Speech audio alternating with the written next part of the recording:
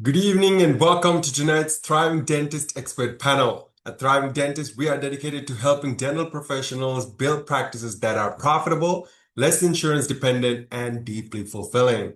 Tonight's session, Stop Running on Fumes, isn't about taking more vacations. It's about fixing the system that makes you need those vacations in the first place. We're diving into why high-performing practices are moving away from firefighting and towards system level immunity against burnout. I'm your host, Don Disha, and over the next 60 minutes, we are going to give you the blueprint to move from being the engine of your practice to the architect of your freedom. Just a few quick housekeeping notes to help you get the most of this hour. First, yes, we are recording. You will receive a replay link after the event so you can rewatch and share with your partners. However, don't let that make you passive. The real value is happening right now live. And to make the best use of your time, engage with us. Use the Q&A button at the bottom of your screen for specific questions you want me to ask the panelists, or else use the chat to share your thoughts with your colleagues here. I'll have my eye on both the feeds and will do my best to weave your questions into the conversation as we go, or else we'll tackle them during the Q&A session closer to the middle of the hour. Now, we'd like to give a massive shout out to our platinum sponsor and growth partner, Echo Marketing, founded by Narayan Aral Raja, the very same co-host of The Thriving Dentist. And for nearly 20 years, Equa has helped dentists across the globe stop being the best kept secret in their town. They believe that great care deserves great visibility. Now, as a thank you for joining us here tonight, we are offering a complimentary one-on-one marketing strategy meeting with one of our event sponsor, Echo Marketing. If your practice feels constantly busy but profit isn't moving, this is your chance to uncover whether your marketing is attracting the right demand or adding to the bottlenecks that keeps you stuck. There are only 10 spots available tonight, so be sure to reserve yours now. Tonight, we've structured our time around 5 pillars. First, we'll reframe burnout as a design problem, not a personal failure. We'll expose the firefighting traps that keeps you stuck in the weeds. We'll define what a self-running practice actually looks like. Then we'll show you how to delegate without losing control of your standards. And finally, we'll give you a 30-day roadmap to start this transition without overwhelming your team. Right. Let's meet the panelists who are going to take us through this discussion here tonight. First off, we have Francesca Ortepi. She's the founder of Dentech Direct, and she helps dental practices across North America eliminate operational bottlenecks and build high-performing teams so that growth becomes sustainable, not stressful. And next up, we have Dr. Ekta Pandya. She is a New York-based dentist and mentor who helps clinicians bridge the gap between dental science and financial independence, empowering professionals to make informed decisions that safeguard their careers and their well-being. And finally, Dr. Kartik Antani. He is a top 40 under 40 dentist and a specialist in scaling multiple practices. He helps dentists think bigger by implementing operational strategies that increase profitability without sacrificing the owner's quality of life. No.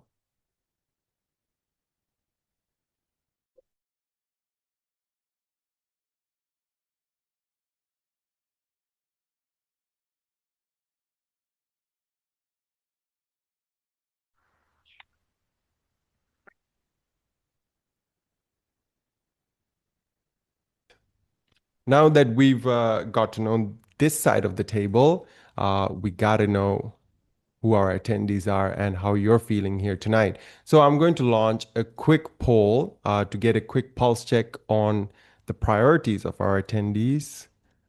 Here we go. Yep.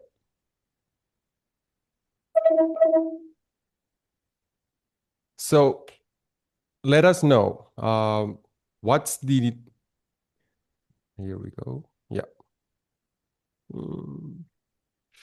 So what's the number one firefighting challenge that you're facing here this week, perhaps?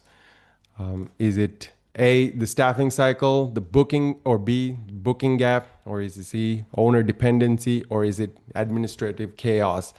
Let us know in the poll right now so that we can structure our conversation moving forward in a way that really addresses your priorities. So it seems the staffing cycle is in the lead currently, with the booking gap and administrative chaos right behind, with owner dependency at the very end over there. Perhaps this is kind of a very interesting take because, yeah, the staffing cycle seems to be in the lead even now. And I'm going to end the poll in a second here. Three, two, one. Great. So I'm going to share the results with our panelists. The staffing cycle seems to be the number one concern for our attendees here tonight, being the main trap with regards to firefighting that is currently draining the practice's growth, with booking gap following right behind and administrative chaos and owner dependency following that.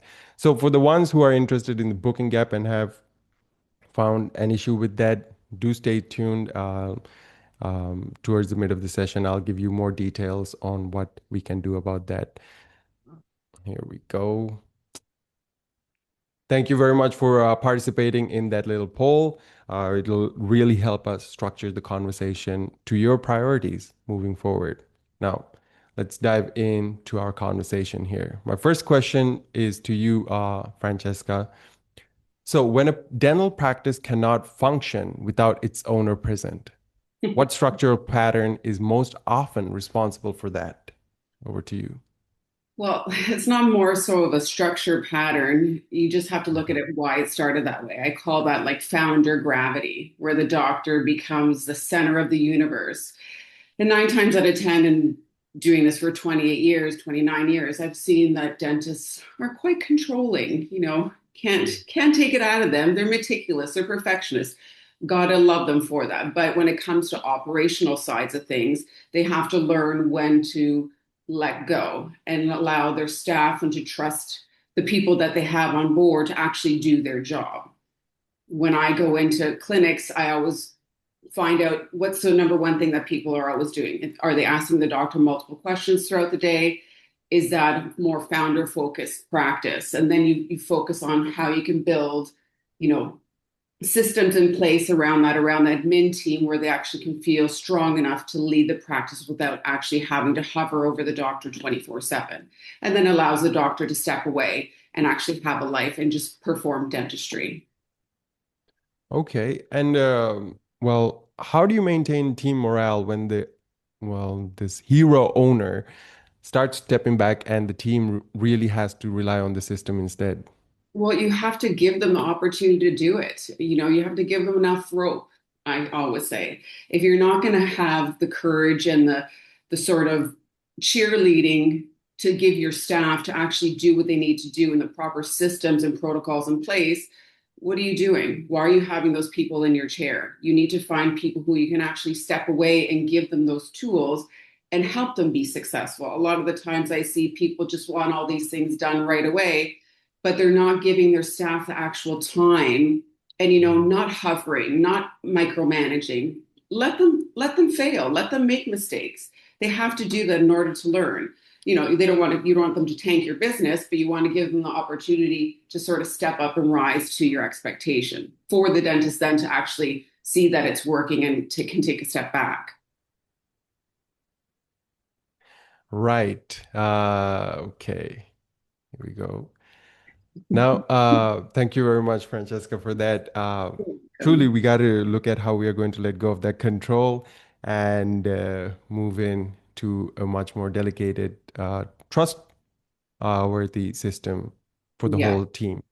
Let's really look into that as we go along. Now, Dr. Pandya, what specific point in a patient's visit does the absence of a defined handoff protocol most visibly break down for the clinical team? So I think hands-off are very important to kind of keep the patient communication going. So throughout the visit, from the patient walks in until the patient leaves, patient feels the continuity of communication and there's no confusion. But the most important handoff, in my opinion, is when the patient goes from chair side to the front desk. Um, and how it usually looks like is like you summarize the visit if it's your dental hygienist or dental assistant, whoever is doing the hand up to the front. summarizes the visit, what was done today, goes over what's next and how much time is needed. Um, so when you're, say, for example, Mrs. Jones had her SRP today, she still needs four more fillings. She needs to come back with doctor for 60 minutes. So now the patient has no room to wonder or figures that it's not important, or there's a phone tag that you're playing, you call them back, and there's a lapse in the visit. Um, Usually every time when I see a patient in my office, I go over the treatment with them. Um, Usually my assistant or my hygienist summarizes back to me that how much time I need, or if I miss something, or so patient hears that second time what they need. And the third time is when they check out in the front is when they are hearing it for third time. So now it's kind of you're reinforcing them three times of what needs to be done. So I think if you're doing proper handoffs, there is no miscommunication with the patient and you're not losing and you have a system in place. And once you do it like a couple of times or for 30, 40 days, it becomes a second nature. Like your assistant will ask you a question like, hey, doc, what's next? They would not, and your team wants to help you. They are there to help you. They want to support you. They want to see you succeed. You just have to, as Francesca was saying earlier, they want, you have to trust them. You have to come up with a system and you have to trust them for the next step. Yeah. Amazing, amazing. 30, 40 days seems like a long time, Dr. Pandya. I mean, How it can can we? happen slow. It can happen faster, but I want to say like every time you come up with a new system or every time you make a change, it takes 30 days to kind of have see it successfully Hmm. working. And Really. you can't like over expect with your team that, oh, you have to do this in 3 days. It's not going to happen. Everyone has like some people might do it in 3 days, some people it may take 30. At least Abs- 30 for sure. Yeah. Yep. Amazing. And hmm, I was just made aware that my whole script was shown on screen as I was sharing that earlier. And I was thinking, yeah, 30 days, maybe 2 quarters sometimes. So I do apologize for that technical mistake from my behalf, and we'll continue on with as minimal of those difficulties. Now, Dr. Antani, across the practices you have scaled, what does owner-driven firefighting consistently cost that owners rarely track until it is too late? So, in my opinion, any good business owner, dental business owner, will track the usual things. They'll track their marketing costs, they'll track their supply costs. So, there's a lot of things that you track. You want to make sure there's enough money in the bank and you want to make sure that payroll goes out. So, those are all very basic things. Your question was, what do owners rarely track when they're scaling up? And in my opinion, it's a very personal thing because if you're tracking all of the same KPIs, right? What's rare is what differentiates you from someone else. So if you're the kind of person that is dedicating everything to their business, but maybe you're not taking care of your health, physical health, mental health, you're not taking care of certain things, then those intangibles might be something you should track before it's too late. Regarding the tangibles, if it also depends on the personality of the practice owner. If they're really into marketing, they might be keeping an eye on that marketing and call tracking and everything, but then they may not care about supplies because that's the assistant's job. So, in my opinion, even with the normal KPIs that we all should track, the practice operator, the owner, we're keeping the dentist to the side now, just the owner, they may find themselves tracking uh, on a different algorithm as maybe their colleague who owns a different dental office. But ultimately, all of those KPIs that we are all tracking are very basic, very common. You have to know that to be able to run a business. You definitely have to know that to scale a business. But I think a lot more people should be paying attention to how they feel running a business. Are they always stressed? Is it a physical stress? Is it emotional? Is it mental? And going back to how we can reduce that, once you identify what you're not tracking, what you're missing out on, trust but verify your team. Mhm.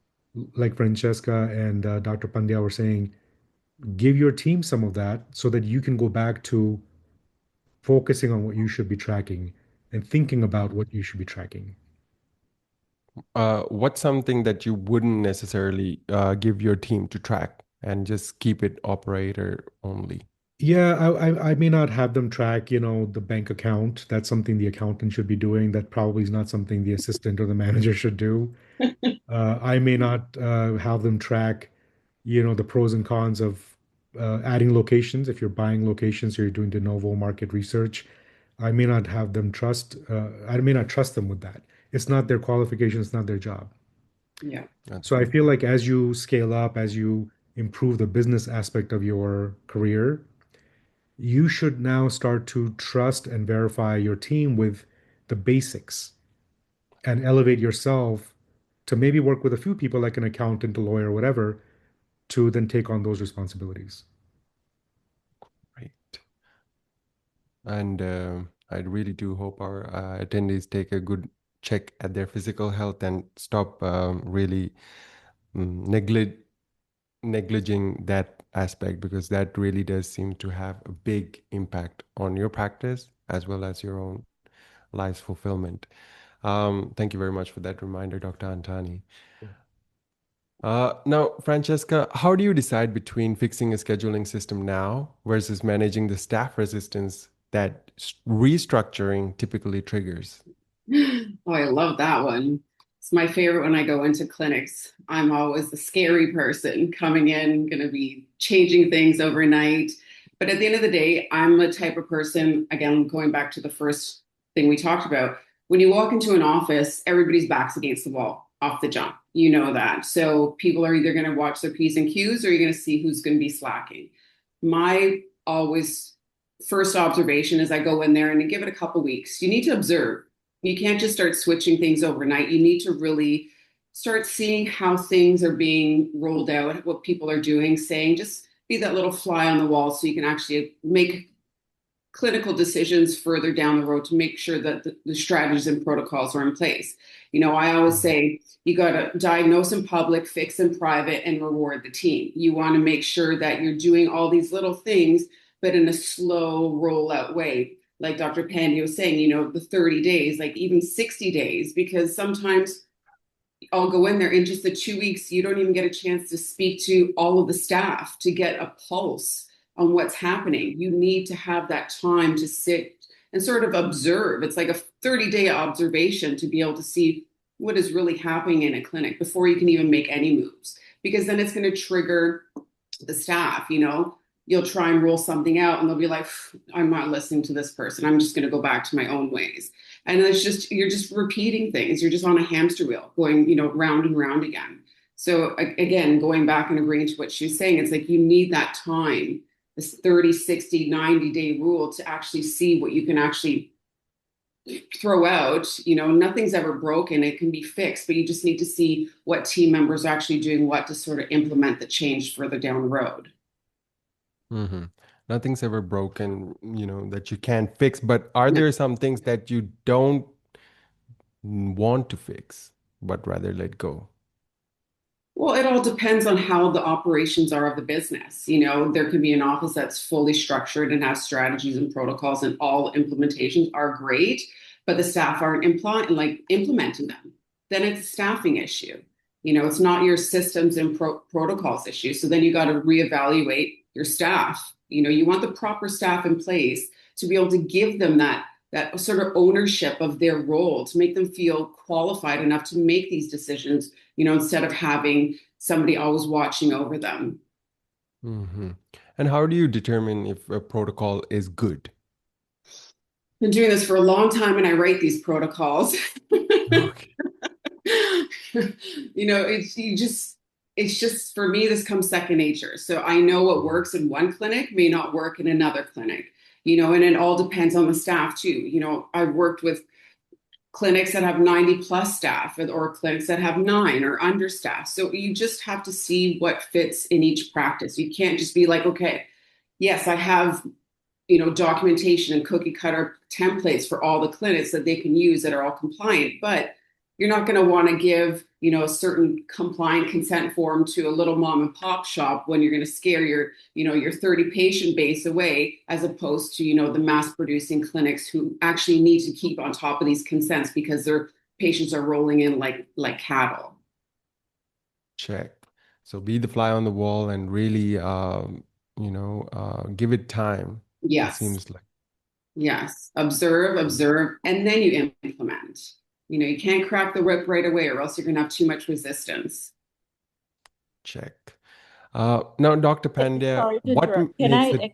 Oh, Go so ahead, to please. add Please. back to Francesca's point is that when she said staffing issue, um, when you have the right people in your team, your protocols will function properly. You Amen. cannot have like wrong people because I've had like forefront people working and we had all the systems in place that we have had it for 4 years and we were still running into issue versus now I have only two people in the front, same amount of providers, like three hygienists, three doctors, and we are still running smoothly because Yeah, everybody is following protocols, closed loop communication, and it works exactly. smoothly. There are no stress. We're not putting up fires every day. Exactly. I know you got to give them that trust. That's why there's a team of girls that I love and they follow the rules, they follow the protocols, and it's just two girls and they run this office like a well-oiled machine. Shout out to them, but I've given them the proper, protocols and strategies in place and you got to give them that. You got to put them on that pedestal because they deserve it. They're working hard for us and we're working hard for the clinics. That's right. And since staffing cycle was one of the, well, it was the leading firefighting trap that our attendees were facing tonight, I think those answers were really insightful. Perhaps, with the turnover that we're seeing with even hygienists and they're considering of leaving the industry in itself, it's more important than ever to give that trust and build that relationship so you can keep your staff on deck. Um, Now, Dr. Pandya, what makes a task genuinely safe to delegate in a clinical setting versus one the owner must keep under direct control? So, a task that you can have room to go back and check or have a follow up is something that I would say is safe to delegate. So, for instance, take treatment planning. Um, I know a lot of owner and a lot of dentists, they still treatment plan their patient because they are afraid that the front wouldn't be able to close the case. Yeah. And that is something that I feel like creates a lot of issues and a lot of trust issues with patients in future. So I think the owner or the dentist need to sit down and take out time to train their team, do role playing, and teach them how to do proper treatment planning, write down scripts. Um, Scheduling is another one. You can teach them how to do scheduling blocks. You teach them how you like your schedule. And scheduling is a good one to start with because you can always audit your schedule in advance and you can catch if there are any errors and teach them and train them on that. Um, Insurance and checking insurance, all that I would say is those are the safe tasks that you can, delegate to your team so there's less off of your plate. Um, Anything that's not clinical decision when it comes to like day-to-day running the clinic, I think those are the tasks you can easily delegate. Okay, so tasks that you can really go back and check are the ones. Yeah, I Is mean, I wanted to give an example for like my practice is heavy on Invisalign, and Yeah. what we do is when there's an Invisalign call, the team has already checked their insurance. Before I come in the room, my assistant has done the scan. They've gone over the consent, everything. 90% of the case is already closed. Patient Mhm. knows what their portion is. All they need to hear from me is that, yes, you do qualify for it, or yes, this is how much time it's going to take, or any clinical question they have. But those are the good examples where those are the stress-free models where you don't have to like get involved and figure out like, oh, is the insurance going to cover it? Oh, let me go and check. All that is already delegated. So that's makes your life easy. and you're not like burned out. Absolutely. Making life easy is the key here. So thank you very much for that checklist, Dr. Pandya. Now, Dr. Antani, this is a very interesting question. When patient loyalty is tied to the owner personally, how do you weigh reducing owner dependency against the revenue risk that it creates or may? That is an interesting question, and that's a question that I think it affects every dentist practicing, whether you're in public health or you own a practice or you're scaling up. You're always thinking, does the patient want to come see me or do they not want to come see me? And when you're scaling up, it becomes a little bit more of a challenge because you're compounding that, right? But first thing we have to understand is that patients choose to be with you or leave you for many reasons. It may have nothing to do with you. Mhm. You know, the person answering the phone call may have said something that didn't gel well. And you can have patients who are loyal for a very long time, and again, they can just leave for no reason. The insurance changed, whatever. So we have to get that out of our mind that if I lose the patient, it affects my, uh, personality or satisfaction or whatever. Now, if you are scaling up or you're hiring associates, you have to obviously try to hire somebody you trust, right? You don't want to hire somebody who's just a warm body with a license. So if you are trusting this person, you should back them up and introduce them to your team and have it be a team effort. You know, Mr. Smith, you're coming in next week for your cleaning. We're so excited to have you. I'm going to mark you as confirmed. Just to let you know, you're going to be meeting Dr. Jones. He is awesome. Dr. Antani loves him. Dr. Antani will still be here, but you're going to be seeing Dr. Jones. Okay. And now the people that want to leave you, they can leave you just because the assistant left or the hygienist left, right? So you have to make that decision and say, what is best for my business and the patients? You want to hire somebody good for the patients and for the team. But what is my ultimate goal? If I'm scaling up and I have all these responsibilities and I don't have time for patient management at the moment, then let me take that decision, weigh the pros and cons, take that risk. You're taking a risk anyway. You're buying practices or you're scaling up your own practice. You're taking a risk every day. So what's one more risk, right? So once you make that decision, I will tell you the patients that are reasonable, the patients that like your office, even sometimes they like the office more than they like you. They like the hygienist more than they like you. They'll stay. And the people that are not willing to, then you can try to make accommodations that, your traditional doctor is going to be here Mondays and Tuesdays. You can pick to come with them, or you can give Dr. Jones a try. But the ultimate responsibility of running the business is on you, and you have to make the decision because other people will not make the decision for you. They will leave the practice or they'll stay with the practice. That's their decision. That's right. Dr. Antani, how would you respond to a patient who says, I only want Dr. Antani to touch my teeth? That's happened many times. Many That's a times. good problem to have. Yeah, it's a good problem to have. That means that you're a decent clinician and a decent person. You have to let them know that, look, I'm seeing patients on XYZ days. I have other responsibilities. You're welcome to come to my other office and see me there. Some people have done that in the past. Or you can let them know that, I understand your concern. Uh, I handpicked Dr. Jones. He's very good. If you don't feel comfortable with him, then we can definitely schedule you with me when I'm in this practice, or you can follow me to a different office. And that's all you can really do. Some people are just very scared. It's hard to be a dentist. It's hard to be a dental patient. Give them the space, but don't not expand your practice because of that. Right. And there's one Check. more thing I would add to without cutting you off. If the patient goes to another practice, they're giving another dentist a chance. Uh, Exactly.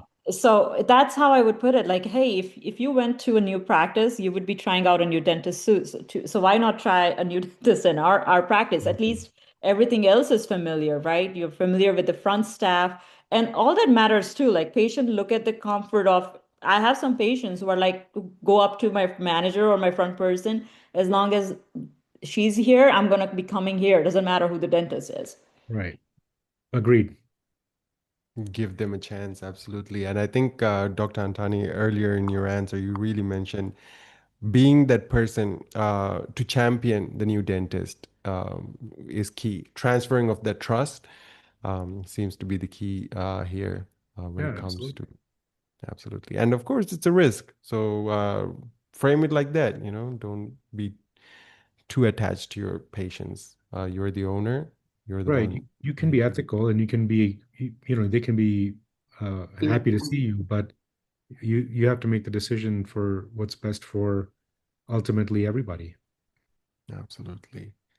Um, Now, before we move on to the next question here, remember earlier on, I also mentioned, here we go, that keep an eye out for something that I'll share to all our attendees who had the booking problem being one of their firefighting traps. Well, now we've talked about a bit of systems and efficiency, but one system that often burns the owner out more than anything we have seen over and over again is marketing. You might be getting inquiries, but are they the right inquiries? And as I mentioned earlier on, a token of appreciation from for registering and being here. Echo Marketing, our platinum sponsor, is offering you a complimentary one-on-one marketing strategy meeting designed specifically for dental practice owners.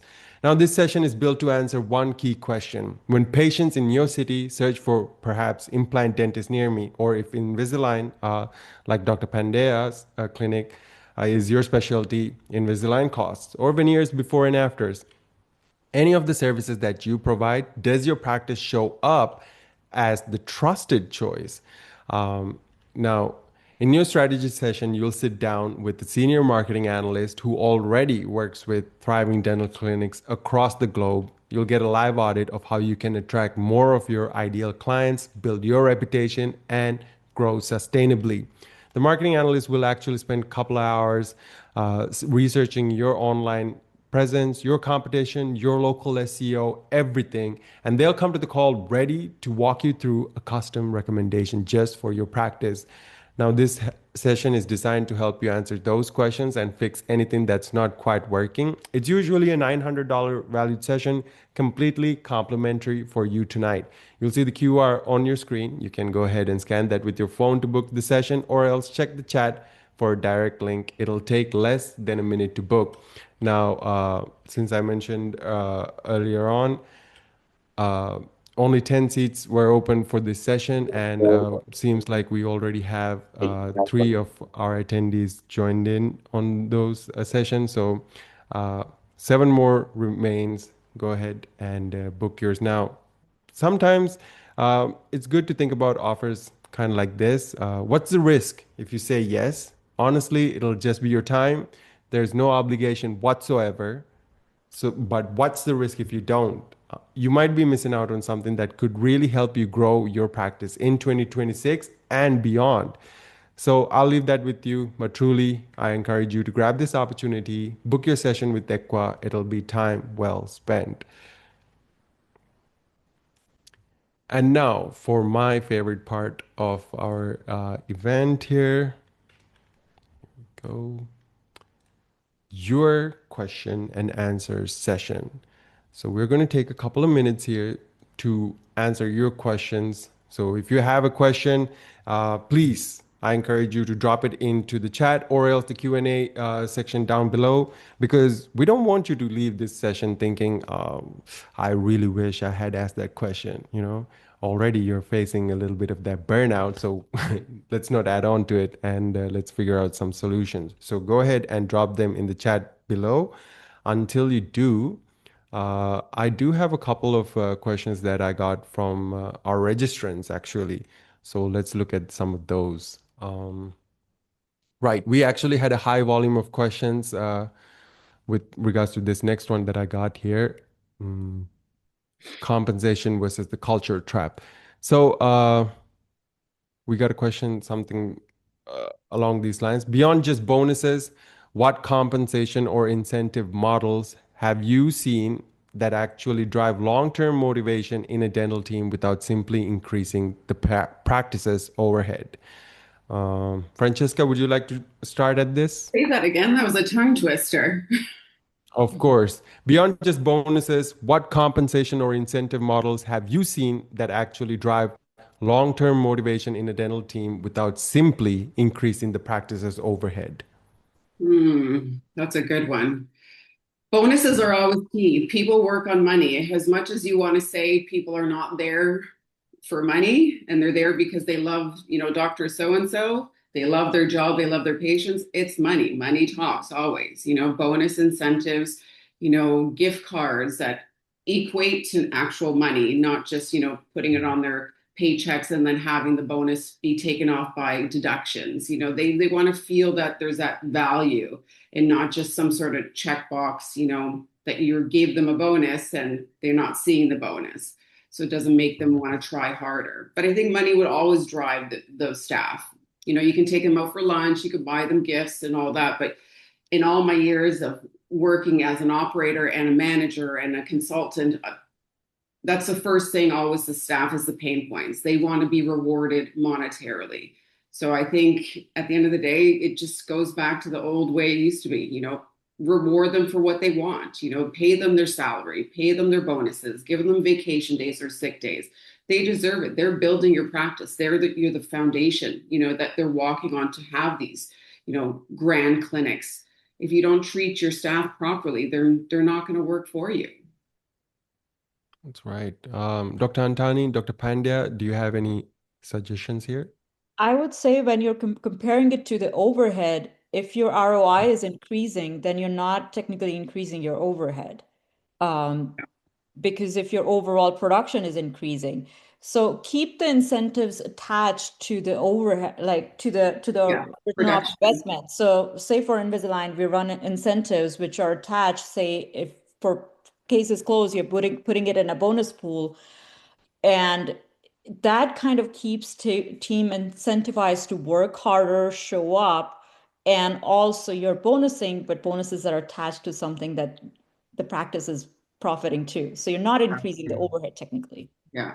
Increase the Yeah. production, give the bonus. Yeah, I think I agree Right. with both of you, and there's not much else that I can add because you already did. But I will say that yes, money does matter. Of course, that's why they're here, Yeah. and you can gamify it. There's many ways to gamify it. You can do like a poker chip thing, or you can, raffle something, and you can do many, many different things. And gamifying it is fun. But at the end of the day, you're still giving them money. And I think the person that asked the question was, what else can you do? Yeah. You can substitute money with, or not substitute, sorry, let me correct myself. Add on, add Yes. on with maybe having, escape room nights or go to a restaurant, all that stuff that everybody talks about. It does sort of refresh the morale a little bit. Okay. Mhm. And But those having a are, good team culture, having each yeah, other's back, because that yes. affects it too. Like if you're you go up to because you're spending 8 hours every day with each other. You don't Mhm. have to be a family, but you have to be You have friendly. to be a Like, you team. have to have You a have to good be a banter team. going on in the Cordial. office. Yeah. Yes. I I, I, agree. I stopped saying we're a family like 10 years ago. But Yeah. we're a team. No, Team, team, you're that's getting right. paid just like the NFL players are getting paid. Yes. And everybody has a job. And let me tell you this, you take the bonus, whether it's a set amount per month or gamify it per procedure or whatever, and then you take some of that from your budget and just take them out to dinner. All of those things are awesome. Yeah. But what Dr. Pandya just said, the culture, if you have a patient that's being inappropriate to your staff member and you have their back, or even though it's very challenging to get last minute fills, but if somebody has to take a day off last minute and despite the challenge, you're respectful of that and you let them know, I really want to text you that how come you called out this whole time and you never told me. But you really text them, I hope you feel better. Those Yeah. kind of things too, that you have to sacrifice as an owner. You have to put a filter on and say, Always. I know your cat's not really sick. I know you're just gonna go hang out. But So true. because it costs you more money to replace that person in the long run. 100%. So adding on to what Francesca said, adding on to what Dr. Pandya said, that culture thing is very, very important. Yeah. It's Yeah. very important. Huge. I'm a Amazing. licensed recruiter here in Toronto and I see the turnaround like crazy. You got Uh, to treat your staff good. yeah. If you have gems or even like, diamonds, you can just keep polishing them and just give them the ability to do better for you and then reward them. Yeah, give them the reward, give them the opportunity to learn. Some people just love learning. Hmm. Make them Mm. the sleep apnea champion of your practice or the Yeah. Invisalign champion. They'll love it. Mm. But it depends on the person, of course. We're just spitballing ideas. Yeah. Absolutely. And that's what we really needed because a lot of people had asked that question in one way or the other. So I think that was a great comprehensive answer turnaround I there. just want to feel seen, Um, They want to be seen. Yeah, exactly. They want to be heard, taken care heard, of. acknowledged. Yeah. Um, It's stemming off the COVID era. People just want to be heard. They want to be acknowledged for what they're doing and they're giving you their time. So you reward them. yeah, exactly. check. Now, we also gotten a question from one of our attendees here. Often in dentistry, there's no health benefits for team members. What cost-effective platforms have you seen? Because often practices are small teams, 10 people or less, where we may not necessarily qualify for the big health insurance platforms. Who do you want to Hmm. answer that first? Dr. Antani, you can. Okay. Okay. So you're right. It is not always possible to offer health insurance for many reasons. I know people have talked about online, Christian ministries and other marketplaces. You can also just give them a stipend. If you're hiring an office manager or a hygienist, they're on salary or they're being compensated enough. You put it in their, annual or monthly thing that, here's your monthly stipend, just like a continuing education stipend, a retention bonus, whatever you want to call it. If it's every Mm. month, every quarter. So again, that ties into the previous question that this is a fringe benefit that we don't offer, but we'll put that into our P&L as an additional expense. It's the same amount, right? Or a reasonably close amount. But instead of being in healthcare, it'll just be in wages and salary. Yeah. So that's one thing that's worked for me. Um, and that usually seems to quell most of those issues. But I'm also in a Mm. location where a lot of people already have Medicaid. Mm. So they don't really want the health insurance. So it depends on the practice, but having a fringe benefit with, get with your HR and figure it out. That's not a bad way to do it. Check. Dr. Pandya, do you have? I don't have anything to add on to that. I Okay. think that's the only other way around it that I've seen. Okay. Francesca, before I get into, do you have anything to add on to that, Francesca, by any chance, or else? Ours are different. So I don't really have much to comment on that topic, only because in Canada, our healthcare system is different. Staff are looking for But more of the benefits on their prescription medication as opposed to like healthcare benefits. so I'm not sure where this attendee is from, Francesca, but we had quite a lot of registrants from Canada as well. So your perspective is, Well, um, a lot of staff members do ask if you're going to get extended benefits. They would like to get their glasses done every couple of years. They like to go for a massage and get compensated. But sometimes in small practices, it's not feasible. It's not feasible to have these big overheads of carrying on an insurance policy for, 7 or 8 staff members when you're only taking out a portion out of their salary every couple of weeks, unless you're in a larger company, which I've worked in larger, DSOs that have that capability to be able to bring in the large, insurance company to offer to everybody, which is amazing, but they get a super cheap rate and then they can offer it at a discounted rate to the employee. So it's not really taking a hit, so it's probably easier for the larger companies to offer it. And the smaller companies, they give the incentives where they get the free dentistry, just pay lab charges, just sort of incentivize that. Bring your family and friends, and we'll do something for them on that level. But as far as actually getting it into a smaller clinic, it's quite tricky. check. Now, I have a very I mean, this is a very practical question sent in by a practice owner here. You can apply all the suggestions from this meeting, but none of your team members apply them. So then you're still fighting the fire. So what do we have to say to this, Dr. Antani? Yeah, I've been in the trenches. One practice, then two, then three, back to one, adding on people, adding on sleep apnea, adding on all these things. You're always going to have fires. That's what you signed up for. That's why you have to go to into your mind and think, okay, this is my identity as a dentist. This is my identity as a business owner, as a family man. And so you're always going to have fires, no matter how much you delegate. You can have an office manager for 20 years. She knows everything perfectly, but she may have to move away or something happens. This is what you signed up for. And hopefully you're getting compensated for it as profits, as distributions. And it's perfectly okay to realize at some point that I don't like this. I don't always want to be putting out fires. So in that case, there's nothing wrong with saying, I'd like to be an associate or a professor or work for public health or VA or whatever. There's nothing wrong with that. But if you're Mhm. planning on being a practice owner and if you're planning on scaling up, you're going to have fires all the time. I'll give you an example.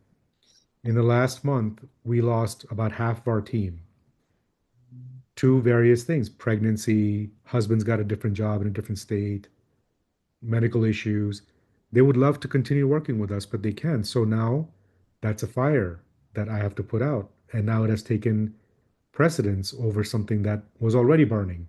So the fires change. You're always going to be putting those fires out, no matter how many people you hire that are at the top, no matter how many consultants you hire, no matter how perfect things are, you have to deal with that. That's your job as an owner.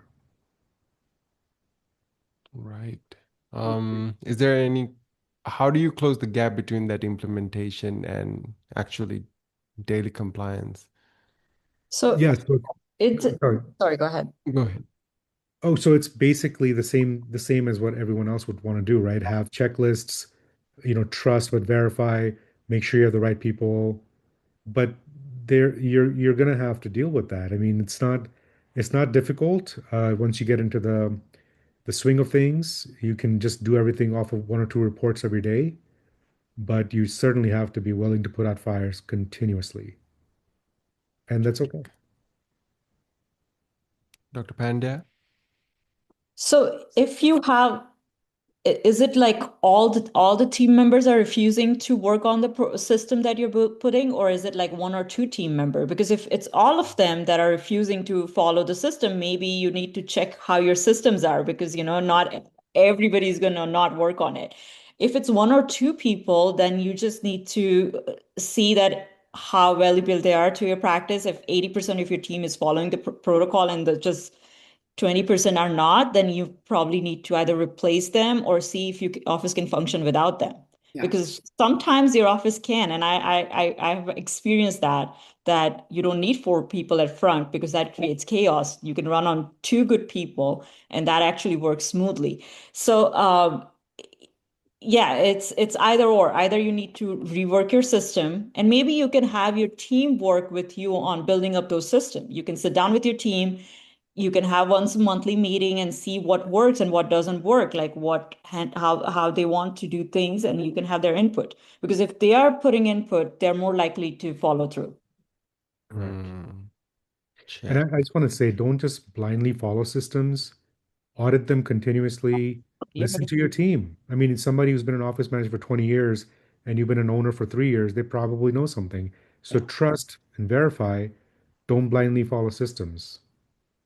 Like have good ones, but be willing to talk to other people and update them. Amazing. That's key. So go ahead, Francesca. Do No, no, that is key. Like every office is different. You have to make sure you have the right systems in place, because if your staff aren't confident in what you're implementing, they're not going to do it. So if you give them that, comfort level where they can have the floor and tell you what's working, what's not, it helps. It helps the systems roll out easier, and right. then it Get the follows through. staffs right. Sorry to cut you off, Francesca. No worries. No, no. Then they actually follow through with the systems that you implement. getting the staff buy-in and ensuring that you got the right systems will really help you sort out these fires. But I think Dr. Antani, as you mentioned, you kind of have to own up. You signed up for this Yeah. and And prioritization. I don't mean to scare anybody away. They can be little files. We're putting out little fires every day. It might take Listen, you an Yeah, extra 10 minutes. If fires you have a happen really, every 5 seconds. yeah, if Nobody you have a knows. really Even the well-functioning staff don't even office, know it sometimes. yeah. So it's dentistry is always a fast moving machine. You got to love to be on your toes all the time. Yep. But I don't know for about other people, but for me, clinical dentistry became a lot easier once I had to start putting out all the little fires all day. Yeah. Yeah, and sometimes, nothing goes wrong at all. You're thinking in your mind, why is something not wrong right now? Yeah. It's like having a little toddler. Yeah. Why is it too quiet? This is not normal. Yeah, so whoever asked that question, don't get scared, but just know that you have a little extra work to do. Yeah. Absolutely. Wonderful. That's amazing. Motivation is what we're looking for. And thank you very much for that, panelists, for really joining in and having a wonderful discussion about our registrants' questions. Now, moving into our future commitments here. Francesca, what is the one leading indicator you'd watch out for in the first 30 days to confirm a new accountability structure is actually taking hold? Hmm. Good question. Well, you just gotta you can't really watch in 30 days. I keep going back to this. You That's have right. to have a longer structure. 30 days is going to be nothing. 30 days, everybody's on their toes. Everybody's going to be their best behavior, follow the rules, watch their P's and Q's and try and learn what you're trying to implement. You have to watch the leading indicator is the 90-day mark, the 120-day mark. Like, what's your KPI saying? What's your production at? Do you have one, admin person sneaking off in the back and not doing what they actually have to be doing? You have to look at all those things. There's not really one leading indicator. Every clinic is different. Every doctor is different. So you can't say there's just one. In one clinic, there could be 10. In another clinic, there'd be 100. You have to take every clinic differently, but you have to just follow, my rule. What I do is you have to observe. You have to see where the leaks are. You have to see what people are doing and the whispers and what people are saying. That's why I believe in the rollout of the protocols. People need scripts. You need all these different forms and tools to do their jobs better, but it's not done in 30 days. Zero. Nothing can be done in 30 days. It's nice. It'd be great if somebody could come in, if I go in, I can fix your practice in 30 days, pay me all this money, be like, hey, I'm gone. Not going to happen. What's going to happen day 31? Everything's going to tank. They're going to be calling me, screaming at me that the staff all quit. And, but that's the reality of dentistry these days. You have to give it that time to roll out. Now we're in a generation. I don't know if it's similar to the States, but it's a very sensitive generation. So I can't, being in dentistry for 29 years, I was an assistant first. I was doing everything, garbage, processing, x-rays, this, that, and assisting. And the doctor would be yelling at you and you'd be like, okay, keep on moving. But now going into clinics, you say one thing the wrong way to a staff member, or that's a big HR issue, or big sensitivity issue. So you have to be so mindful on how you're implementing things, unless you have a staff that they want you to come on board, they all love you, they're like, okay, Francesca, let's go, I'm ready to rocky, and let's hammer these protocols out in the next 12 weeks. You're going to have to handhold. There's a lot of handholding for a long time until you can actually say, okay, are you good? Are you sure? Are you comfortable enough to be able to do this on your own? And then go. Then, like I always say, I give them enough rope. You got to just let them go and do what they have to do. But 30 days, I wish. I wish, Don. And I don't know if Dr. Antani or Dr. Pandya can agree with me or not, but that's what I see in this system up here in Canada. It's just you have to be mindful and a little bit more cautious of how you're speaking to staff on rolling things out. I agree with you 100%. It's 30 days is not enough time unless it's something simple like here's a new bonding agent, right? Yeah. And then yep, people have changed. My professor from dental school, he's 86. He's still giving his time to teach kids. And he was telling me the other day, that for the 55 years of his career, he had five staff members. Wow. Five. And before my mom retired, she was with her previous dentist for 22 years. They fought, they made up, they went hang out, at the doctor's house, they would go to plays. It was a whole thing. And now I have EPLI insurance. So if staff member A says something sarcastically to staff member B and becomes an HR issue, then you need to make sure you're insured for it. So I agree with her on the human resources part of it, but also overall, 30 minutes is not 30 days is not really enough to give people enough of a runway for that. Yeah. Hey. Um, all right. What do we do over here? Is so we're looking at 120 days at least Yeah. for accountability to take place. What are we actually looking for then, Francesca? Um, Well, you want to look for those little quiet moments when you're not pretending to listen, but you're listening and you're actually seeing them doing the work. You're seeing them mm, using these systems and protocols or scripts that you've given them, and you're not standing over them. Did you do this? It's like this. It's like nobody wants that, Everybody, just like when I come into an office, they hire me for a reason. I don't want the doctor saying, "Oh no, but you got to do it like this, like this." But you hired me to do this, so let me do my job. You have to mm, let them do their job. And if they're not doing their job, then it comes a staffing problem when you have to start looking into it's not your systems or protocols, it's the staff. mm, And then that's where mm. you have to deal with the staff accordingly. There we go. Back to the fly on the wall. Yep. Uh, Amazing. Now, Dr. Pandya, walk us through what the morning huddle looks like in a practice where the team is actually running it and not the dentist. So the morning huddle, it has to be like 10 minutes or less. It has to be very brief. It's just kind of making sure the day runs smoothly. The first, the manager or the front person just goes over previous day, like what were the wins, how did the production look like, and goes over like today's goals, if there are any unconfirmed patient or there are any financial flags. Um, and then I want the DA or the hygienist to go over their day. Like if somebody needs a pre-med, just remind them any lab cases or any same day conversion opportunities. The dentist should be taking a seat back and just listening and confirming. And I have been guilty of it that I jump in and I used to jump in and be like, oh, is that done? Is this done? Why is this not back? And I think that's where the team kind of be like, oh, doctor's gonna take over it. I don't have to prepare Mm, for it. Like when you that's right. come over prepared, Yeah. Yeah. that's when they stop preparing at all. So Mm, I think you have to hold your team accountable and make sure they're running the huddle, because even the day when you're not there or you're coming in late or say you're going away for a week, they're doing their job even when you're not there, and they're checking and they're being accountable. And that's when you actually, like, I used to check my schedule, I used to audit them, I used to micromanage them. But then I told my assistant that I want you to do it. And as she started doing it, I feel like I feel very relaxed and calm. Um, and she usually like is more prepared than I am. I mean, which is a good thing. Which is what you want. Yeah, That that's good. You're focus able on to do your dentistry. dentistry. Yeah.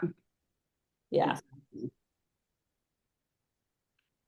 Francesca, you wanted to add something there? It wasn't very Well, I clear. was I'm just, sorry. we just literally set it in sync. It's just what I always tell all my clients. It's like you need to let your staff do their jobs and you focus being a dentist. That's why you went to school. Your job is not to just be the operator. You don't have to always be wearing a million hats. Do what you do best. Be a dentist. Hire the right team in place, and they'll take you to where you want to go. Mhm. Check. Now, Dr. Antani, which production or retention number pulled from existing practice data most reliably signals that the owner dependency is actually decreasing? So just to clarify, you're asking about patients getting used to new associates or just overall? Overall production or retention number. Okay. So overall, if you're thinking about the practice dependency decreasing on the owner, so we're talking about systems and processes, it's a little difficult to put that into one KPI or one number because it can be something systems based or it can be something with the P&L. I think I'm going to go with one number being hygiene retention Hmm. because let's make it simple. If your office is running well, your patients are coming back for their cleanings. So if your hygiene pre-appointment numbers are good, you can predictably say that okay, in 6 months from now or whatever, however you do your recare, that we're going to have this patient back. Then that probably means that okay, the hygienist is doing her job and everybody's doing their job and insurance is being verified and they don't have a balance. So AR must be okay. So if I had to pick one KPI, I would say the hygiene pre-appointment rate. Basically making sure that if the hygiene schedule is full, is the bloodline of your practice. Yeah. Simple as that. Wow, love that. So the hygiene pre-appointment rate is something everyone in here in the call tonight should really look at to at least as a starting point to Starting point. gauge, whether your owner dependency is actually decreasing. Now, I just want to address one last question over here asked by Mariella. How are the employees adapting to AI technology, or are they resisting? Ooh, We can't go with a conversation without AI. So we Sure. must answer this question. Dr. Pandya, would you like to take a gander at this? Yeah, sure. I think it's going, the first 2, 3 months were a little difficult. I think it's just accepting like a robot checking the insurance and verifying and calling appointments. But I think everybody's getting a little hang of it. From time to time, we have issues where patient wasn't verified or something didn't go through. But I think those are just the normal hiccups. Um, so I think as our time goes on, we're going to see more and more technology coming through. It took me like a little bit to get used to Overjet and Pearl AI, and but I'm loving it now because I can show the X-rays to the patient, and I think the other dentists in my practice are loving it too because it's making everybody's life easier. Amazing. Dr. Antani? So I have a love-hate relationship with AI. A lot of people use it as a buzzword. Like everything's protein nowadays, like protein pretzels and stuff. So Coffee. Give me protein coffee. coffee, protein popcorn. So it's a buzzword, right? But the real AI will solve problems that are more in the background, yeah, right? Insurance verification is one. Tried it out, staff didn't trust it yet. It was too new. Okay, listen to your team like we were discussing before. Let them do their job. Okay, great. Let's go back to what you were doing, right? yeah, I don't personally use any Pearl or Overjet or anything like that, but it is a very good tool, especially if you have multiple offices, multiple providers. It's a really good system. Uh, let's talk about AI chatbots, AI receptionists. Um, I actually ended up developing a AI receptionist, but then we put her on ice because what happened was that the staff were okay with it. They were like, "Oh, great, less stuff for me to worry about." But the patients didn't like it. yeah, They wanted to talk to a real human being. yeah, So, and this is an answer that is kind of not very vague because it depends on your practice. It depends on which AI software solution you're using, depends on your team, depends on your patients.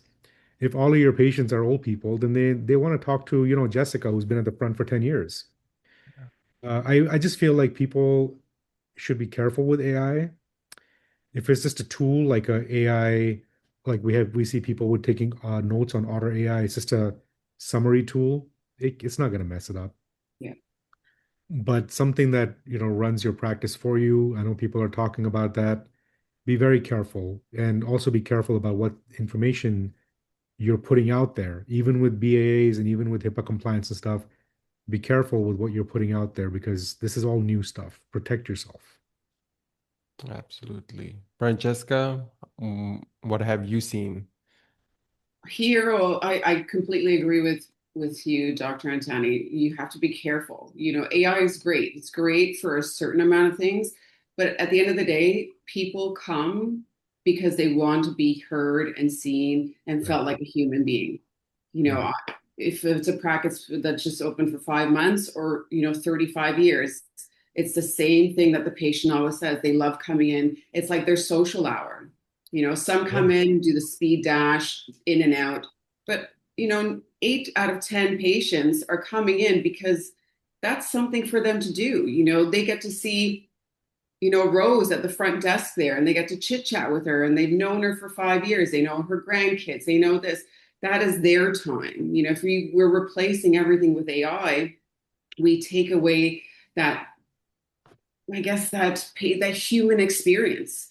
Even though we're the most feared, people Mhm. that nobody wants to come to, dentists and dental offices, but they still have that. They can lower their guard if they have that expectation of, they know they're going to see that face when they open the door and have that communication with a real live person. We have that here too. There's a lot of the chat bots or the chat receptionists, and to be honest, I did a few seminars and I did a few briefings on that, and I just find it's too robotic. But flat out, Mhm. you're talking to a robot. You can't get mad at a patient. You can't get mad at a robot. Say, I have a toothache. I'm in pain. I need to see a doctor right now. The AI is not going to respond as empathetic as a real live person. And Yeah. people want to feel. That's what it is. It comes down to being human.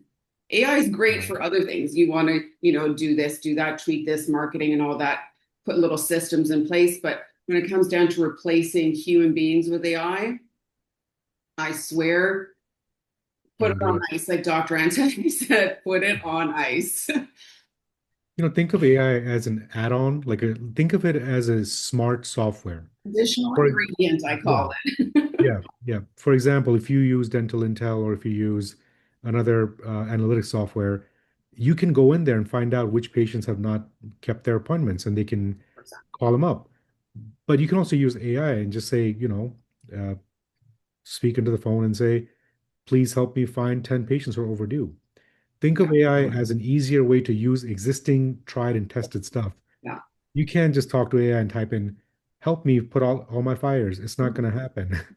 Be Yeah. careful with AI. No, it's Be good for careful like with those AI. those recall reminders, and they Yeah, spit out, yeah, appointments there and text messages and yeah, stuff like that. But when it comes Yeah. down to like real human being stuff, like you can't replace a human being. You yep. can't. It is Amazing. what it is. Amazing. Thank you so much for joining in to answer that question. And we do have Mariella saying that she agrees in the Yes, chat Mariella. here. Thank you very much. Now, final key takeaway. I know we've covered a lot. So, in 30 seconds or less, if an attendee does only one thing in the next 24 hours to start eliminating burnout at the system level, what would it be? Francesca, let's start with you. Just sit back and listen. Again, goes back to the fly on the wall. Just observe, see what's Mhm. working, see what isn't. And then you go from there. You build your systems from the ground up if you have to. Hmm. Amazing. That takes a lot of patience, and I think Mhm. there is courage in that too. So I really do hope our attendees take that takeaway to heart. Dr. Pandya, Um, I think I agree with Francesca. I don't think so that you can make bigger changes without understanding. You can implement smaller changes, and then you have to check the nerve and be like, okay, is this working? And go back and um, see and make tweak things around. check. Thank you very much, Dr. Pandya. Dr. Antani, wrapping things out here. 30 seconds or less. I think I agree with both of them. Uh, if you are an attendee and you need to figure out, start with one problem. Analyze that one system first, see if it makes sense for you, and then over time, keep doing that. I mean, that's basically ownership. You are always doing that. So if you're in on the call and you have identified your major issues or whatever it might be, start with one problem. You can't ignore everything else. You have to keep all the plate spinning, but pick one of those and try to audit that system. Check the pulse, like Dr. Pandya said, right? Trust your team, but check it first. Amazing. Thank you very much, panelists, for those great key insights there. Now, as we wrap up, I do want to make one last reminder.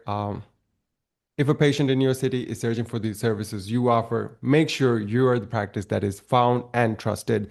Um, Link is in the chat box one last time. There's a QR code. Go ahead and scan that out if you want to figure out where you're at with regards to your digital presence. Um, Now, that being said,